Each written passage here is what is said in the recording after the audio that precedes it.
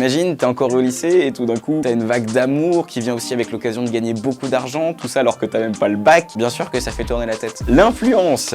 C'est pas un gros mot, l'influence. Utiliser sa notoriété pour faire du contenu pour une marque en échange d'une rémunération, c'est aussi vieux que la pub elle-même. Après, je pense qu'il y a différentes manières de la faire. Moi, depuis que j'ai un petit peu percé sur les réseaux, il y a énormément de marques qui m'appellent pour me proposer des collabs, des partenariats, des placements de produits pour apparaître dans mes vidéos. Mais ça s'est pas fait du jour au lendemain. Ça se fait jamais du jour au lendemain. D'abord, tu crées du contenu. Et si t'as de la chance et que ça plaît à du monde, potentiellement, tu crées une communauté autour de toi et là seulement, progressivement, il y a des marques qui commencent à venir te parler. Et c'est cool! Depuis que je fais des partenariats, j'ai la chance de pouvoir gagner ma vie grâce à ça, d'avoir pu embaucher un cadreur, un monteur, faire des vidéos plus ambitieuses avec des moyens. C'est hyper grisant. Et ça, c'est des choses que j'aurais jamais pu faire sans les partenariats. C'est une vérité. Et après, quand une marque me demande de collaborer avec elle, je me contente pas de secouer un produit devant ma caméra en disant « Hey, salut les loulous! Vous avez essayé le nouveau caleçon? Putain, il est vachement bien !» Déjà parce que les marques de caleçons ne m'appellent jamais pour faire des partenariats. Visiblement, personne n'a envie de me voir boxeur.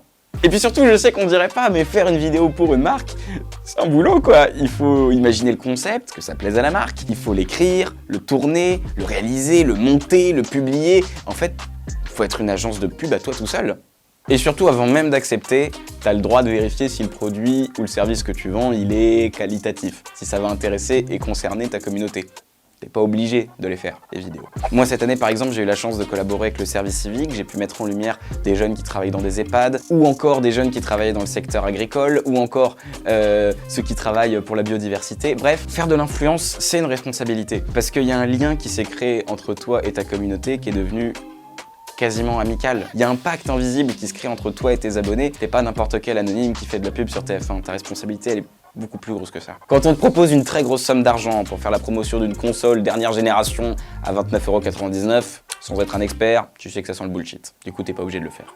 T'as le choix. Et au-delà de ce qui est finalement que de l'honnêteté, parce que je suis convaincu qu'on peut faire de l'influence en étant quelqu'un d'honnête, je m'inquiète surtout pour les jeunes influenceurs. Il y a des jeunes sur les réseaux qui se retrouvent tout d'un coup confrontés à une notoriété à laquelle ils étaient pas du tout préparés, qui arrive même de manière hyper brutale. T'imagines, t'es encore au lycée et tout d'un coup, t'as une vague d'amour qui vient aussi avec l'occasion de gagner beaucoup d'argent, tout ça alors que t'as même pas le bac. Tout ça en échange de quoi? Des photos et des vidéos?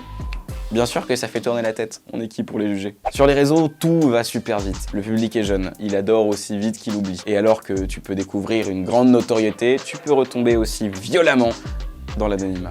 Et ça fait mal. Alors moi, je vais être très clair là-dessus. J'ai aucune leçon à donner à personne.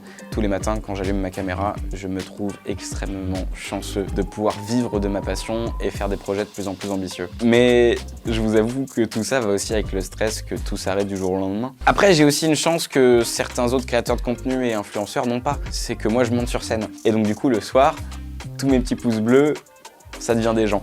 Ce qui est tellement kiffant. Et ma communauté, elle a beau être bienveillante, elle me fait jamais de cadeaux. Si jamais demain je fais trop de partenariats, si mes vidéos sont moins qualitatives, si je suis moins productive, si mes spectacles sont moins bons, ce sera la première à me le dire. Faut pas oublier que sur les réseaux, comme sur scène d'ailleurs, c'est toujours le public qui choisit.